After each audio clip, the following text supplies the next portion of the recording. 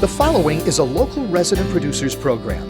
The program content is the sole responsibility of the producer and does not necessarily reflect the views or policies of CATV2, Oshkosh Community Access Television, the City of Oshkosh, the Oshkosh Cable Television Advisory Commission, or Time Warner Cable.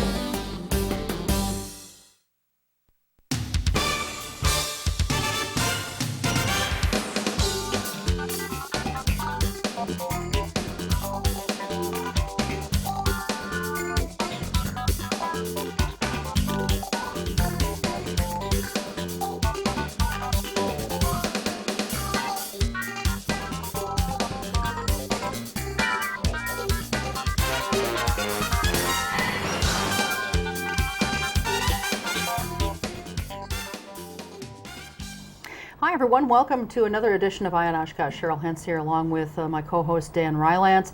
We are extremely proud and honored this evening to be joined by someone who is making his first appearance on Eye on Oshkosh. At some point I'm sure we'll have him back again.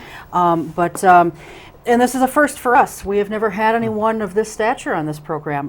Wisconsin Supreme Court Justice Louis Butler, and he's here because he is seeking election, not re-election, because he currently is serving in an appointed position. But we're going to talk about his campaign that's getting underway here and so forth. But very, very proud to have you here. Well, thank you very much, Cheryl. Thank you very much, for Dan. approaching us to come on the show. It's my honor to be here, and it's great to be back in the Valley. As you know, my first home was in the Fox River Valley. I'm an old Lawrence grad. Yeah, you went to Lawrence. I hold not one, but 2 degrees from that school. Wonderful institution. What degrees? Well, I have a Bachelor of Arts in Government, and that was from the class of 73. And I was also distinguished to be a member of the class of 2007, where I received an honorary doctorate in humane letters. So I was tickled to death when the president called me, because usually when the president calls, it's either because you've done something wrong or because they need something. So that was a very, very nice call to receive. So. Absolutely. Well, again, we're very, very honored to have you here, and thank you much for approaching us about coming on. Let's, as we do with any candidate running for office, we're just going to start out by asking you what we do anyone else, and that's tell us a little bit about yourself. Well, thank you very much. I'm here in Wisconsin since 1969. I'm here by choice. I grew up on the south side of Chicago, and I came to Wisconsin to go to Lawrence up in Appleton. I went to law school at the University of Wisconsin in Madison, and I've been living in Milwaukee since the Great Snow of 1979. I served 13 and a half years in the Public Defender's Office. I was an appellate lawyer for 9 years, argued many cases before the state Supreme Court. I was fortunate to actually argue a case before the United States Supreme Court in 1988. 3 days after my argument in the U.S. Supreme Court, I began my first intake session as a trial attorney in the Public Defender's Office. I was in the trial division for 4.5 years, was on the management team there until I was appointed to the Milwaukee Municipal Court in 1992, served there for 10 years. I was elected to the Circuit Court of Milwaukee County in 2002, and I was appointed by the governor, Governor Jim Doyle, to the state Supreme Court in August of 2004. In addition to the actual work that I've done, I've also done a lot of teaching. I've been teaching since the mid-'80s, lawyers and judges from around the state and across the country. And I joined the faculty of the National Judicial College in 1997, where I teach judges from across the country and around the world. I mean, this past April we had 45 Nigerian magistrates. So I've been active in the educational side of the law. I teach criminal procedure, I teach municipal law, and I teach appellate practice. And so those are the areas that I've focused in. So I try to stay active out in community affairs. I try to make sure I attend a number of the functions that take place, not just in Milwaukee, but throughout the state. I think it's important that we remain attached to our communities. I have, some side interests that I enjoy. I love to golf. And any excuse that I can get, I like to get out there and play. I don't usually get a chance to play 18 holes, but I like to get out and play at least 9. And I'm a camper, and I'm looking forward to camping this weekend in one of our wonderful state parks. There you go. So. And what's your golf handicap? I'm a bogey golfer. Okay. Not great, but I like to have a lot of fun. My handicap I see a lot of the course. I stink at it, so Thank that's you. my handicap. But I love it as well. So I do too. we're all golfers here. Yeah. Me, probably the worst. So, and you're a married man with a couple of adult children, and Yes. you're a granddaddy too. I'm huh? a grandfather. I have 2 grandchildren. Okay. I have a granddaughter that's 4, who's living with my daughter in Madison. She just finished her first year at law school at the University of Wisconsin Law School. And I have a grandson who's 4 months, who's huge. I mean, he just eats everything in sight. He's a big boy, and I mean, we already can see football tattooed on his chest. Sure. I mean, he's going to be a big kid. But wonderful grandchildren there. And then I have a stepson who's a little bit older. He's in his mid-30s, and he has 2 children. So we actually have 4 grandchildren running around, all under the age of 5. Keeps us busy. I guess so. Well, because you're appointed, as we mentioned, you're not actually seeking re-election. Retention. But, retention, there you go. And you do have to run an election in the spring of 2008. You're Yes. hitting the campaign trail already. Is this, I mean, this seems a little early. Is there a reason why you're starting now? Well, or? it may seem early to you. It seems very late to me. Okay. I mean, when I was appointed in 2004, we knew that there was a likelihood that I might draw opposition.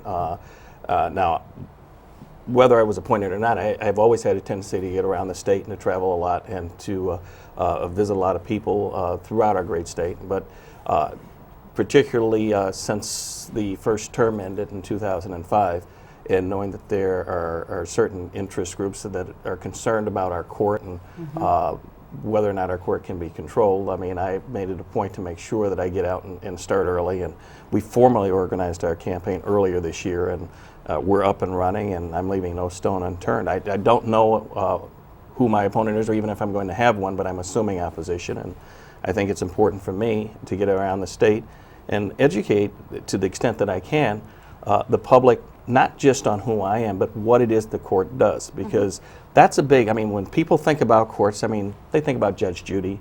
Yeah. They think about law and order. I mean, that's what they think. So when they go to a real court, either to do jury duty or because they've been brought in on their own case, they're looking at what happens with this mystique. It's like, well, this isn't what I'm used to. And so I think it's important that we educate the public that what happens in court is dispute resolution. We don't just go out, reach out, and decide what we want to decide because we can. Parties have legitimate issues that are brought.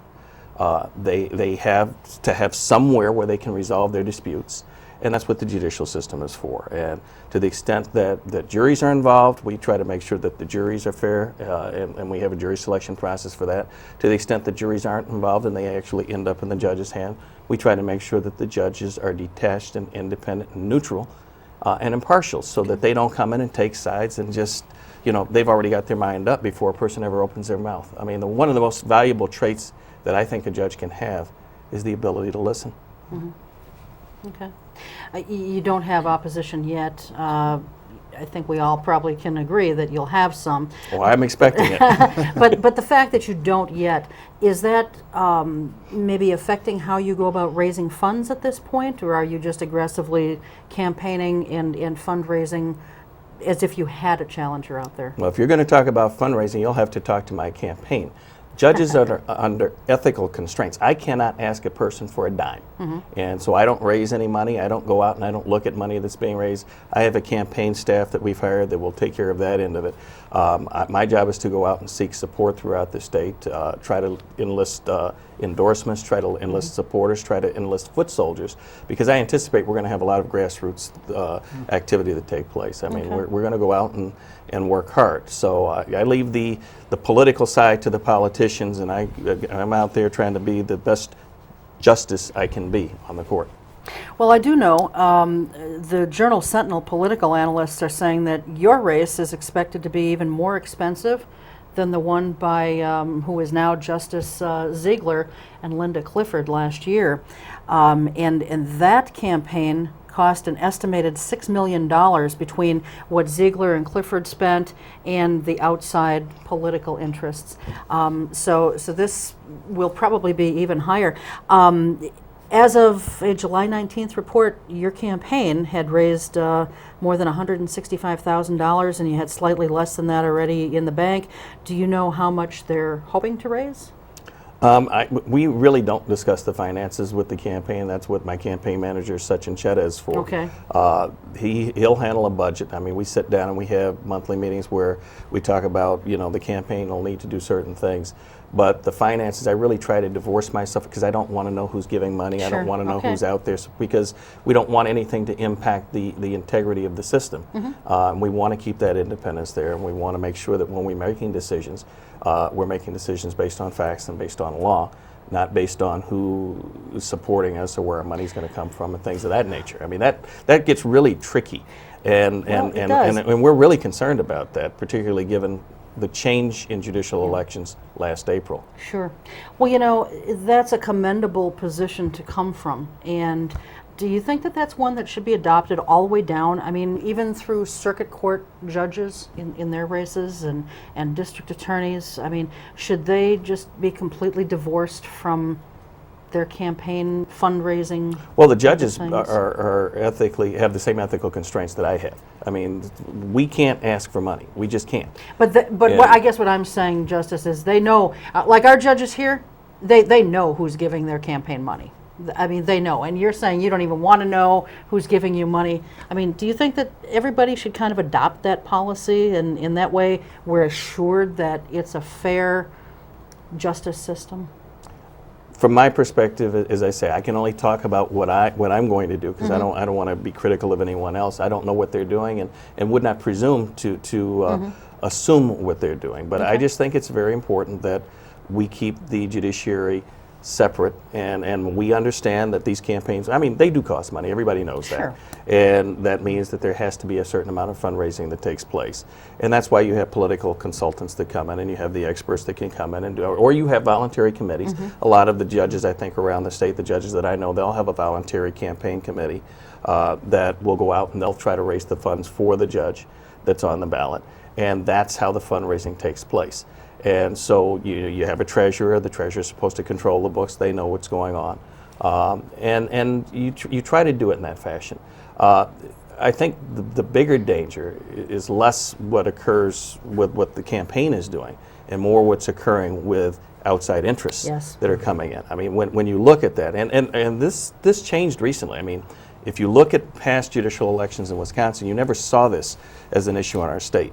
And I think for the first time this past year, you saw outside interests coming in to our state, waving big dollars in an attempt to obtain votes on a court. And that's, for me, is a frightening concept. I mean, the last thing we should do is worry about, where the money's coming from that's going to get me elected. I mean, I don't think if you come into the courtroom, you want a judge that's sitting there worried about anything other than your case.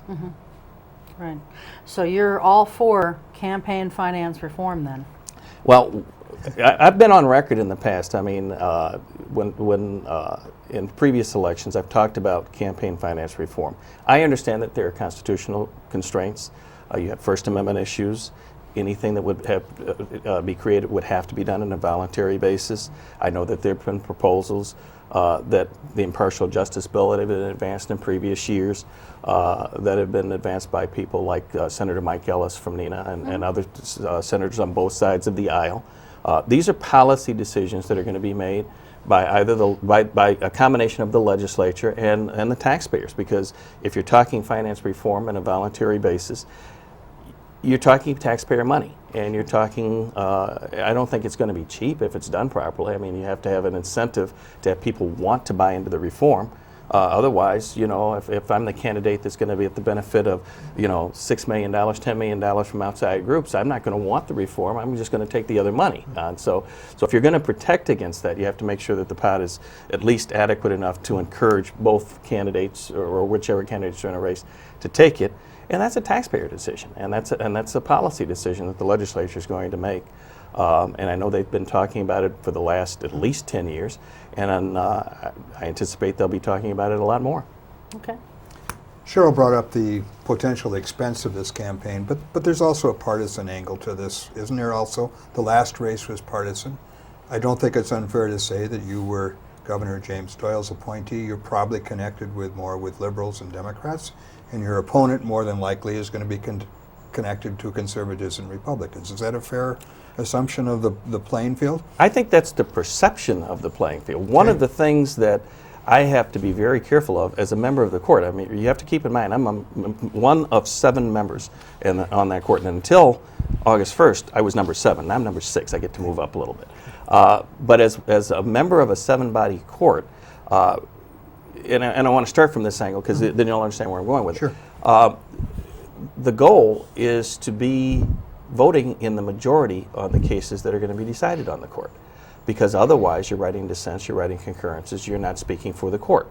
So you have to be able to work with your colleagues in order to put together majorities, and that means you have to be able to talk to justices on both sides, conservative, liberal, moderates, whatever. The job is nonpartisan, and while I was appointed by the governor, I've made no secret about the fact that I've been campaigning across the aisle. I've been trying to reach out for Republican support, Democratic support. I've reached out to civil plaintiffs' lawyers. I've reached out to the civil defense bar. I've reached out to prosecutors. I've reached out to defense attorneys on the criminal side. I've reached out to business. I've reached out to consumer groups. And I think I have to do that as a candidate for the court, because when I go to vote in the conference room, I don't walk in with a mindset. I don't walk in thinking, okay, this is what I want to do. How am I going to get there? What I'm looking at is, okay, these are the facts. This is the legal precedent that I have to deal with. Now, what's going to accomplish justice? And that's how I approach a case. And so if you're going to do that, you have to try, from at least my perspective, to lock out the partisanship. Now, so from my efforts, we're reaching across to every potential voter that's willing to listen. I'm willing to go anywhere and everywhere in the state to try to reach out and secure support. And I want to make sure that people understand what it is that we do. Now, I do understand that there are perceptions, and you just mentioned it, you know, the governor appointed you, so people are going to link me in a certain side, and there are people who will take that as a given, and I may or may not be able to reach out and touch them. But from my perspective and how we're going to run our campaign, and from what I'm going to do, I'm campaigning to every citizen across the state of Wisconsin, and that's the way I think as a judge I have to, and if I do it any differently, then I'm causing the system some problems. Let's go through the ground rules of what Sure. you can and cannot say as a candidate. Now, you already expressed the fact that you can't ask anybody for money. You know, I wish a legislative candidate never had to ask. They have different rules. Because different rules. As a former I mean, that was the thing I least liked to do, was to ask anybody for money. So in a way, that's been relieved of you. I mean, you don't have to deal with it. That's a tough problem. Running is to ask for money. Right. Okay, but we can't ask about. Well, what can we ask you and what can't we ask you? Let's start with that as a candidate for the court. I mean, obviously, you can ask me, you know, how we do our business, Okay. which I love to talk about. Okay. I mean, the process of what takes place at the Supreme Court level is absolutely fascinating. Okay. You know, we talk about the life of a justice, or you know, the types of things that we do on a daily. I mean, it's a very different type of lifestyle. I mean, there's things of that nature. We do have rules that circumscribe us, and I'm not quite sure yet how those rules are going to play all the way out. I mean, we have the Supreme Court rules, and you have to understand, I was a dissenter from the rules that were passed in 2005 that had some limitations that, in terms of what we can say and how far we can say. You voted against the limitations. I voted against the limitations, All right. but I lost. And so the court had voted 4-3 that these are the limitations in place. As a member of the court, I defend those rules. I defend them as I go throughout the state. Now, we've had a recent decision by a federal judge, Judge Shabazz, in the Western District of Wisconsin, that has ruled that some of those rules may be unconstitutional. So we have to go back as a court, and we have to look at what the judge ruled, and we have to look at how we view our rules. And I think as a court, we will make a decision as to what we're going to do. Now, that decision came down at the end of last term, so we have not yet had our chance to decide how we're going to approach it.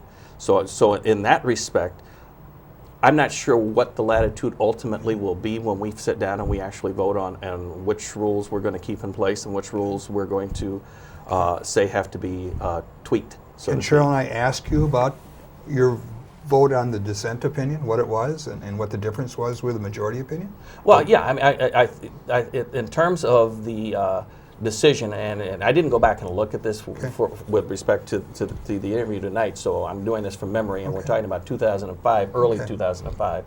But when the vote came down, you have the Republican Party versus Minnesota, Republican Party of Minnesota versus White case that said that there were certain constraints that were placed in the Minnesota system were unconstitutional and violated First Amendment freedom of speech issues.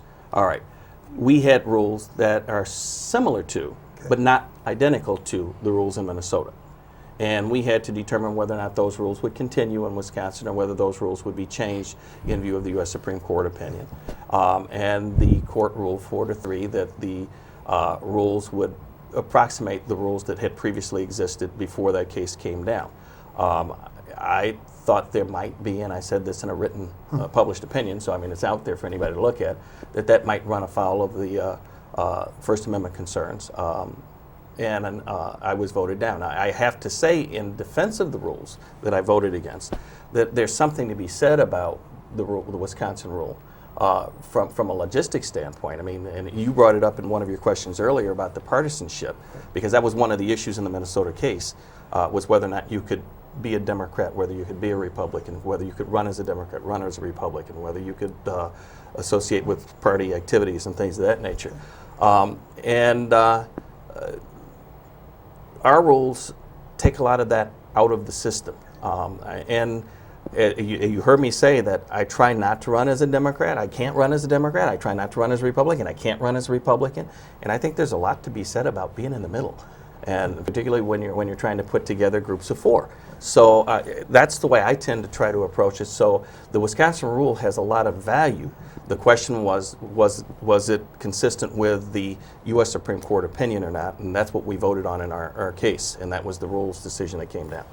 But we can't really go into all of your decisions and ask you why you, or can we do that? Well, it gets tricky because one of the things that we have in place, and even the U.S. Supreme Court has upheld, that you cannot announce how you're going to vote in future cases. Okay. And a lot of the cases that we have that we've decided, they come back. Yeah. And so every time we start talking about specific decisions, you're talking about issues that might come before the court. And I can't signal how I'm going to vote. I mean, right. I can't. First of all, I haven't reviewed the facts. I haven't, consistently looked at the law, recently, and how it might have been changed by the legislature, or how we might have interpreted over time. So for me to jump out and say, well, I'm in favor of this, or I'm opposed to that, or things of that nature gets tricky. And then when you talk about specific decisions, we've had decisions in, for example, the insurance area. We've had insurance decisions in the criminal area. We've had decisions in other parts of the civil area that we've decided in cases in 2005. They came back in 2006 or 2007. This different take on a similar issue. So we try to be careful when we talk about cases. We do take the position, we have taken the position that we've got these rather lengthy written opinions that no one likes to read, that are out there that really explain what it is that we're doing. And we've done it in writing for a reason. That's so that the precedent is set forth so that people can go back and they can look for themselves. This is the law in the state of Wisconsin as interpreted by the Wisconsin Supreme Court. And I think it's better to do it that way than to give kind of an off-the-cuff, well, this is what that decision meant, when I haven't even looked at it in a year and a half. And, sure. You know what I mean? Sure. Try something different. We can try anything. I'm not sure quite sure I can go. But I want to throw this at you. This is sort Sure. of an essay question. One can make a fairly good historical argument that the U.S. Supreme Court over the past 50 years has been the most significant branch of the federal government.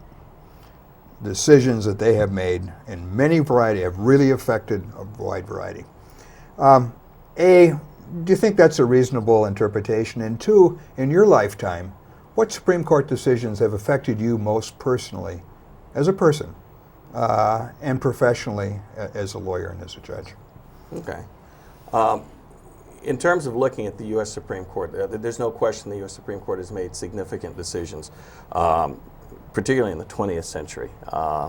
And I don't care what part of the 20th century you go back to. If you can go to the earlier 20th century, when you look at the Lochner Court, you can look at the mid-20th century, you look at the Warren Court, you look at the latter part of the 20th century, you look at the Rehnquist Court. The court made significant decisions that certainly do have an impact on our society. You have different approaches that the justices have taken. You know, Hugo Black was a textualist. Antonin Scalia is a textualist. They come from different political ilks, but they believe strongly in interpreting the word as it's written. You have different approaches taken by different justices. So when you look at to say that it's the most significant branch, I'm not sure I would say that, but I think what comes through loud and clear is that you do have three strong branches of government, and the court happens to be one of them. And the court does interpret, doesn't write, but it interprets what the law is that was written by Congress at the U.S. Supreme Court level. And when you have, as you've been in the legislature, as you understand, when you're drafting a law, it's difficult to say that one size fits every situation, and that's what you have courts there to interpret how it's going to apply in a given fact situation. Legislative intent is really hard to determine. Legislative intent is very hard to determine. It's much easier to interpret what a legislature did than what a legislature meant to do. To that extent, I tend to be somewhat of a textualist. I mean, it's easier to do that, and I think more faithful to that type of a construction of what the statute is versus, well, what do I think it meant? You know, because when you start talking about what you think it meant, well, are you really talking about what the legislature intended, or are you talking about what you intended? So, I mean, you have to be careful about that. In terms of significant decisions in my lifetime, I mean, obviously, one that I think really had one of the greatest impacts was Brown versus Board of Education.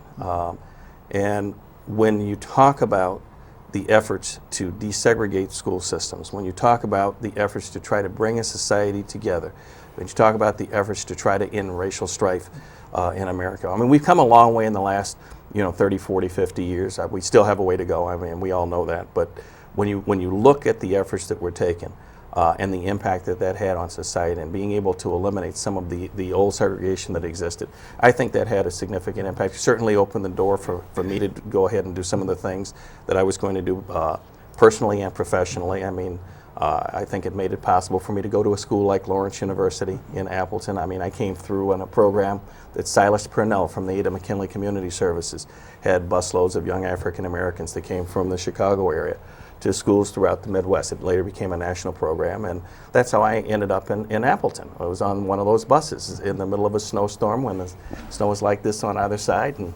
of course, I'm from Chicago. I look out, I see that the sidewalks are shoveled, the streets are plowed. I'm impressed. But when you look at those opportunities and the possibilities that are there, and it kind of reminds me of the old Fram oil filter commercial. You can pay me now or you can pay me later.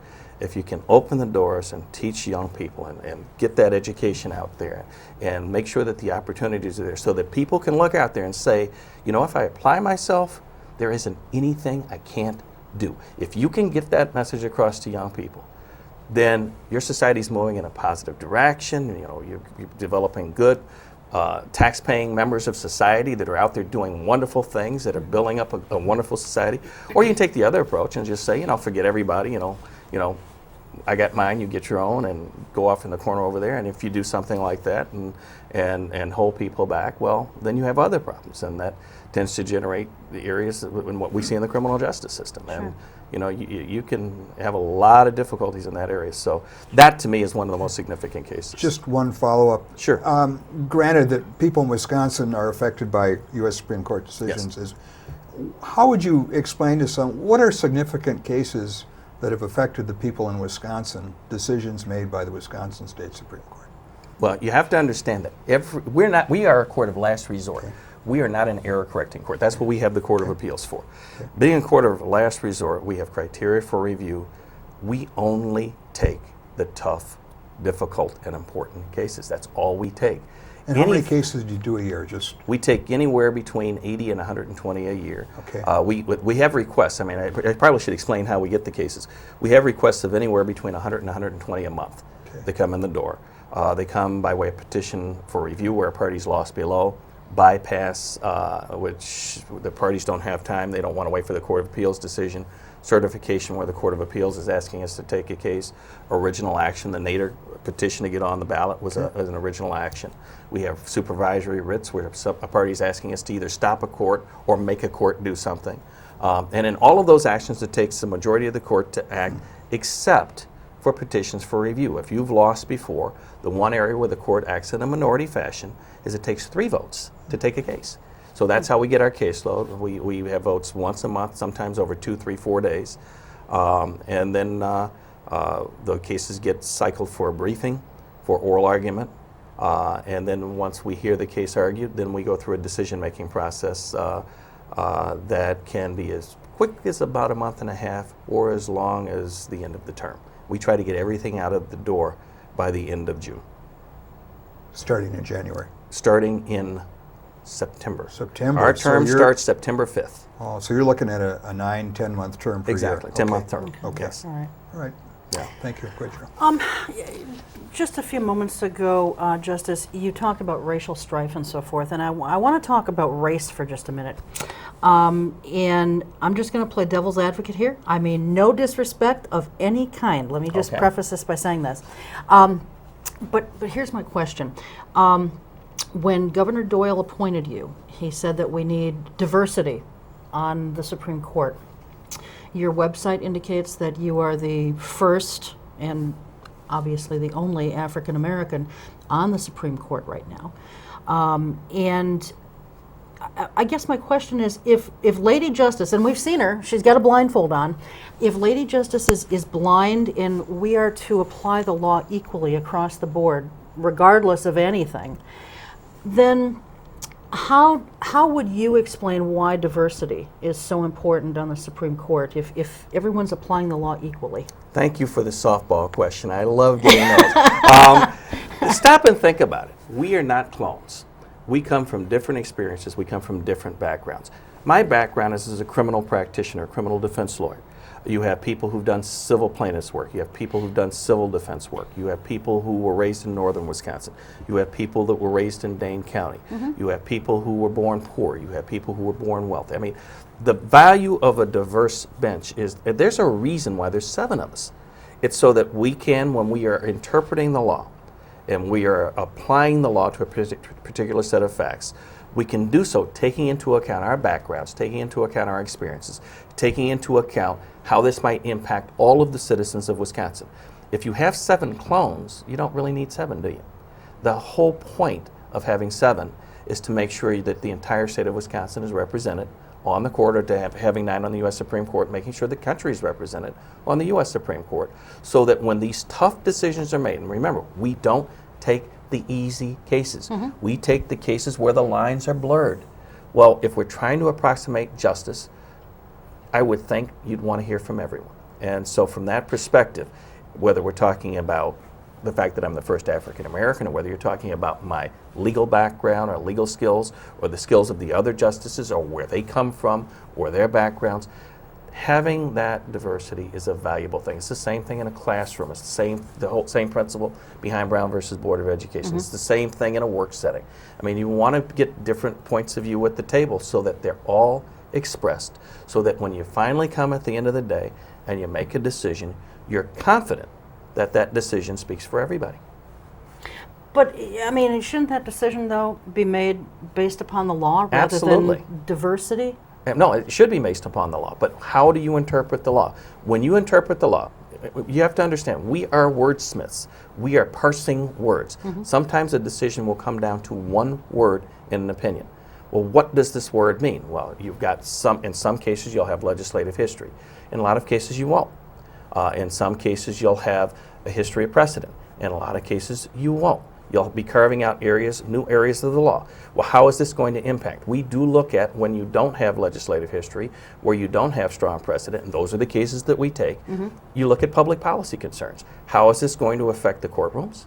How is this going to affect the public in general? Those are all the things that we take into account. So it's very important when we are sitting down and making those decisions that we look at everything. And so you want to have different points of view. A perfect example is in the criminal justice system. It's kind of nice that I have some criminal justice background to bring to the court. And we can talk about those things when we're in the conference room, and how this is really going to play out, not just on the court, but how it's going to play out with certain criminal defendants, certain former clients, certain victims of crime, and what this is really going to look like in practice as opposed to what it's going to look like in theory. So when you're deliberating, Yes. you can point out to your colleagues, the 6 colleagues, how something may affect someone as a minority person, but then you still have to use the law to apply it to that situation, but taking diversity issues into account? No, it's not that you take diversity issues into account. The diversity helps when you're making decisions about what the law means and how it's going to be applied and how it's going to affect the population in general.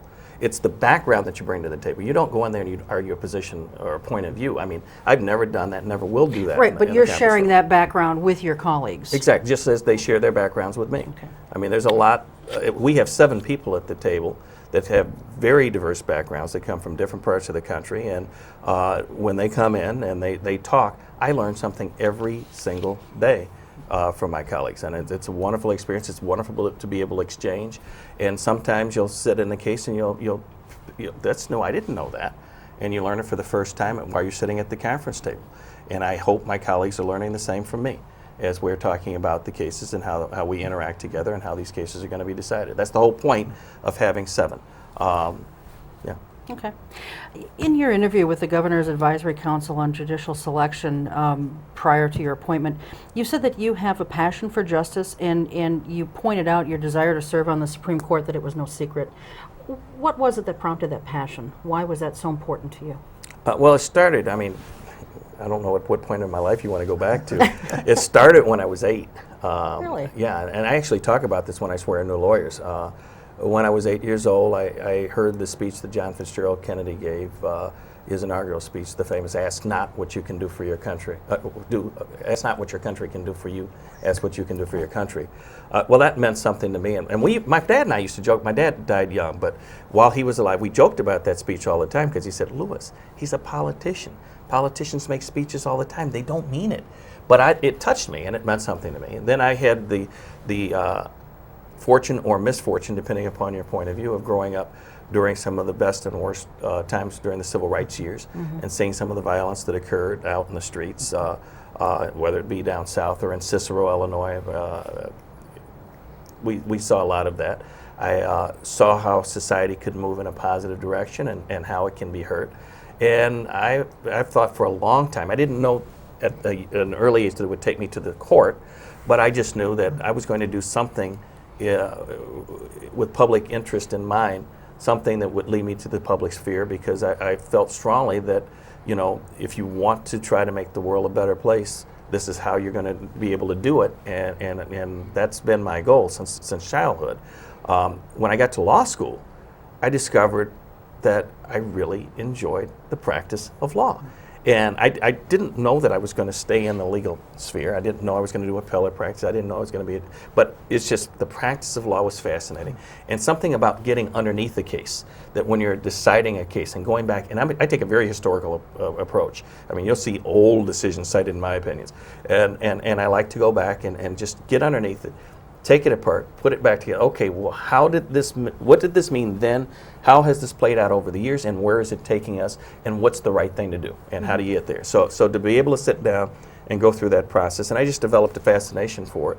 And so that kind of developed over time, and I think it led me in the direction that ultimately got me to the state Supreme Court. And I'm very thrilled that the governor had the confidence in me, because he had wonderful choices that were available to him that would have made fine justices, but he took a look and thought that I would do a good job, and I'm pleased for the opportunity, and I'm pleased to have served the state over the last 3+ years.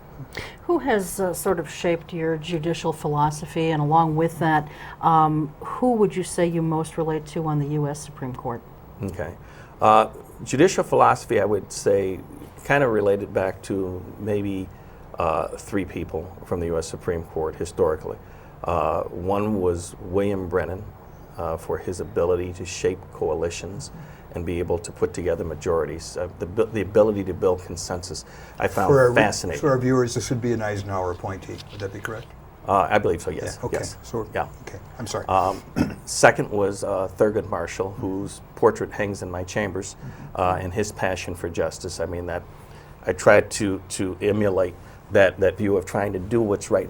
Get on. What is the proper thing for the judicial system to be doing. And then, and this is one that surprises a lot of folks, but John Marshall Harlan, because of his adherence to precedent.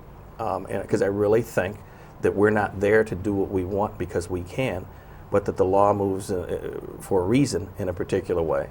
And we really ought to go back and look and see what problems were solved by the justices that preceded. I'm the 79th Justice on the state Supreme Court. Look at what the court has done before, because they have solved a lot of problems over the years. And you don't want to recreate the same problems that have been solved by going off in a direction that you hadn't thought about. So I really believe that you have to look at precedent, you have to look at how the court has evolved to a certain point.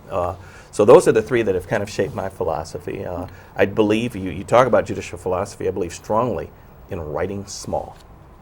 We're there for dispute resolution. We're there to decide the case that's before us. We're there to settle the problems that the people have brought to us. Do that. Then stop. Go home. You don't solve all the problems of the world in a single case. Because if I try to do that, Lord knows, what problems am I going to create for the future? I mean, we've seen how society's changed over the last 20 years. I mean, there wasn't an internet. You know, I mean, it wasn't that long ago we didn't have automobiles and airplanes. Yeah. So when you see how society has evolved, you have to be careful when you're making decisions that impact every citizen in the state every day. You have to be very careful that you're making decisions that really reflect what you're supposed to be doing, and that's settling disputes. And so that's what I try to do. You know, and listening to you and your answer to the soft question that I thought it was pretty hard, but you turned it around to be soft on your. Maybe he's been asked it before. Actually, I haven't, but that's on your right. ethnicity. Okay. But just listening, you know, what came across to me is, you know, this isn't an African American speaking. This is a letters and science person speaking. Your perspective is a liberal arts perspective, and I just found that refreshing. I mean, Well, that just just the way you've phrased all of that. It's that wonderful Lawrence University education. Well, I'm prejudiced. I think they deserve that, and I think that's right. But to me, that's what came out of that. I want to turn to federalism. Okay. For our viewers, what is federalism to you? It means a lot of different things to a lot of different people. The person you really should be asking this question of is John Kaminsky, who would be able to give you a dissertation on federalism from his personal memory, and maybe able, but from maybe more specific, because that's kind of unfair. Right. You know, the Rehnquist Court and the Roberts Court have really taken the 10th and 11th Amendments and have made a lot out of them, and so I'm curious about that. And I'm curious about how that relates then to a state where citizens can't sue anymore because of how they've construed the 11th Amendment, and just an overall viewpoint of, you know, federalism in relationship to this. But the reason I was giving the broad point of view to the answer of federalism is because federalism has kind of gotten turned on its head. I mean, you have the concept of, do you have federal control versus states' rights? And, you know, in the old days, particularly in the Jim Crow days, states' rights was the call to arms about, you know, we want to be able to do what we want without the federal government coming in and telling us what to do. And the concept of federalism went to the federal government coming in and trying to clean out the system, and we're going to try to do things right, blah, blah. Exactly. Well, it's kind of been flipped on its head, where the concept of federalism is, you know, the federal government being able to come in and control it in a different way and undo it. And you mentioned the concept, and it brings us to the area of what some people would call tort reform. I'm not sure it's tort reform. I mean, when I think of tort reform, for example, I think of eliminating frivolous lawsuits. I mean, everybody, I think, is in favor of getting rid of the McDonald's coffee cup case, or the $54 million pants. Trouser. Yeah, exactly. Okay. That when I think most people think of tort reform, that's what they think of. But I think to some folks, tort reform is the elimination of tort law. And so when you think of it in that perspective, that's a very different change of how society would view the judicial system and the concept of dispute resolution, and whether or not people would have access to courts. Now, I want to be careful how far I go on this, because we may get cases that'll come before the court where we have to interpret just exactly how our law is going to be applied. But it's that whole concept of how the law should be interpreted and who's making those decisions. So I know that we have organizations out there that are advocating for change on one side, organizations that advocate for change on the other side, and that's all fine and dandy, and people ought to be able to argue for whatever they want. What we do is we decide cases, and that's, if I can't get anything else across, whether it be in this interview or as part of my campaign in the state, I hope that the public understands that that's the role of the judicial system. We decide disputes. And it's not about how people want to govern the courts. It's not about who can control what. It's about, do you have a place to go where if you can't get a settlement between two parties, they can take it in and get a fair resolution. And so that's how I approach things. And I leave the bigger picture, federalist states' rights disagreements, I'll leave that for other folks to fight over. I mean, I think that's another battle that somebody else can wage. All right. How do you feel about cameras in the courtroom? Our rules allow for cameras in the courtroom. We do have, and we actually have them in the Supreme Court. We have things filmed in the Supreme Court chambers, people that want to come in. We have criteria that we set up so that we make sure that it's for publication only, and not so that somebody can run advertisements or try to make money off the judicial. We don't want to turn them into these quirky kind of proceedings that you've seen in other judicial proceedings where all of a sudden people are playing to the camera. So we have them in an unobtrusive portion of the courtroom where they're not in the way and they're not going to get in the way and they can't get up and move around. But we do allow for cameras in the courtroom in Wisconsin, and we think our court system is public. In fact, and one of the things that we do, and it's very unusual when compared to the rest of the country, is when we pass rules that govern the judicial system. We do not do that in conference like we do privately, like we do decisions on cases. We actually do that in the courtroom. We have a public hearing where we put the robes on, we come out and we sit on the bench, we ask questions, we have public interaction, people can present, people can come from the audience and present. Then we stop, we take the robes off, and we come down and we sit at a conference table in the courtroom, and we debate amongst ourselves in public so that people can actually see the decision-making process in place. And we're kind of unique in the country in that respect. We think that's very important that we be open and accessible and that people know how the system works. Well, the legislature, now you can see it on TV in different venues and that kind of thing. Do you think there'll come a time when your proceedings will just be televised in that kind of a setting? From the time you start hearing a case until the time you announce your decision? Well, the proceedings that you'll see will be the oral arguments. I mean, quite frankly, when we're deciding the case in conference, that's when we're back there hammering it hammering it out amongst ourselves. But the oral arguments can be and are often shown now. In fact, every oral argument you can listen to as it's being done on our webpage. So if people want to listen to the oral argument, you just tap onto the Supreme Court website. It'll give you a link. You can tap right into it if you have a computer, and you can actually listen to the argument as it is taking place, so that every citizen in the state has access to what's happening in the court.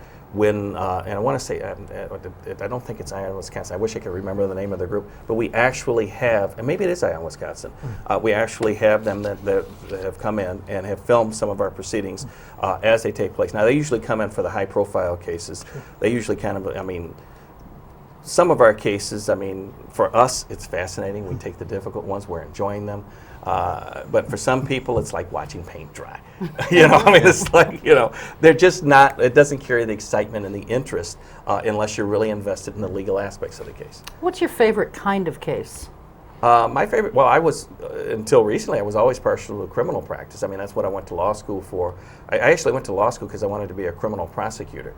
I couldn't get any prosecutors to hire me, so I ended up on criminal defense. But that's why I went to law school. But I was fascinated with the criminal law. But now that I've been on the Supreme Court for 3 years, a number of the civil matters that are coming before the court are absolutely fascinating. And you sit there and you think, and then you rethink, and then you have to go back and reread the cases and reread the cases. And is that where this is taking us, or is this how we should be deciding this? Is this the correct way, or should we be looking down a different path? So at this point, while I still tend to like criminal cases, we don't have specialties on the court. I don't know if you know how we assign cases. What we do is first we determine, the chief does this, we determine who's in the majority as to the mandate. That's the bottom line, affirm, reverse.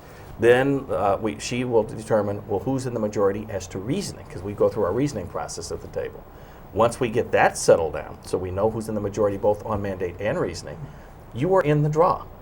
Now, unlike the U.S. Supreme Court, or unlike the federal court system or other state courts where the Chief Justice will assign if they're in the majority, or the Senior Justice if they're in the minority, if the Chief is in the minority, we have a very scientific way we do it.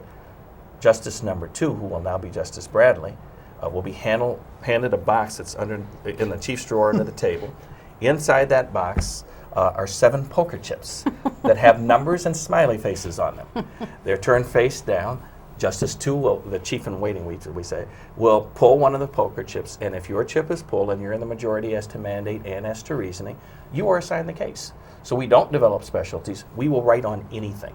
And so I've had many cases in the civil area. I've had some in the criminal area. I mean, it just kind of depends, and you kind of develop an expertise across the board. And you have to, because we only have one clerk. Sure. Without getting into any kind of specifics, because I know that you can't, is there a type of case that you don't like because it's just emotionally difficult for you, or, you know, for whatever reason it might be? Well, don't like might be a little too strong in terms of the words I would use. Least favorite. But the cases that I find to be difficult and troubling are the cases that involve discipline of lawyers. We have to police our own system, and we do so.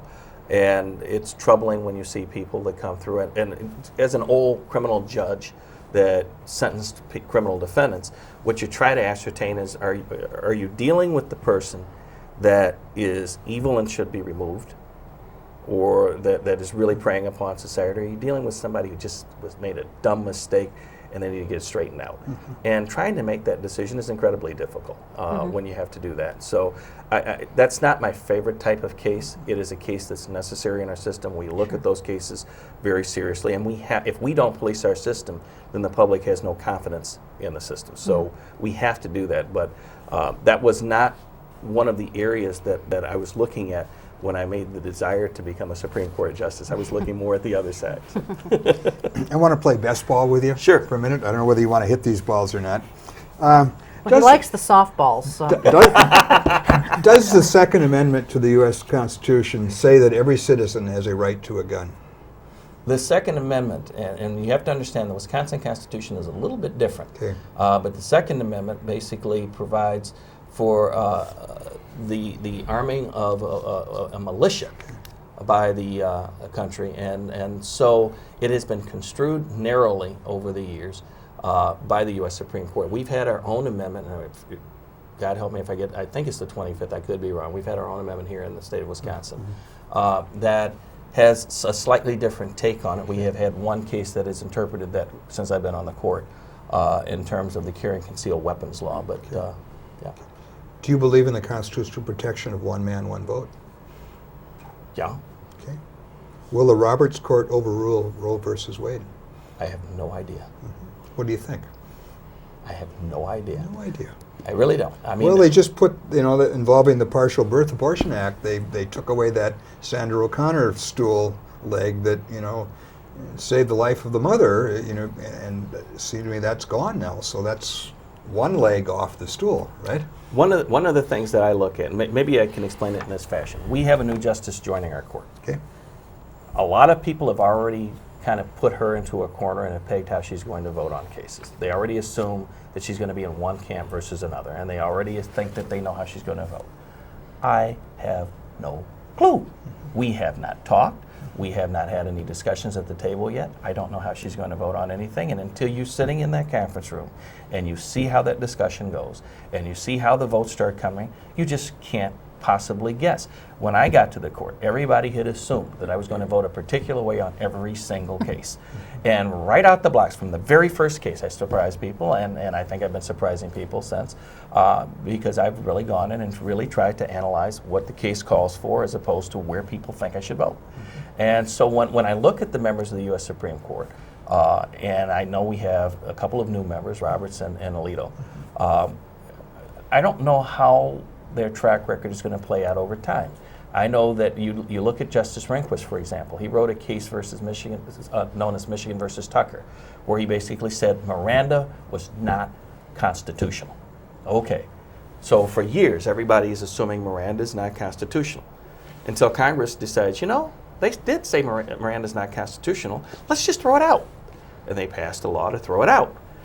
And a unanimous court, in a decision written by Justice William Rehnquist in U.S. versus Dickerson, said, well, after all, we think Miranda is constitutional and you can't take it away. I mean, so you just don't know until you get so when I look at cases, I know there are a lot of people looking at what that court is going to do. I really think you have to wait until the cases are argued and see what people are going to present to see how the cases are going to come down. And there are nuances in those decisions. I mean, I know a lot of people are trying to predict from the last decision the court came out, but you had a concurrence written by one of the justices.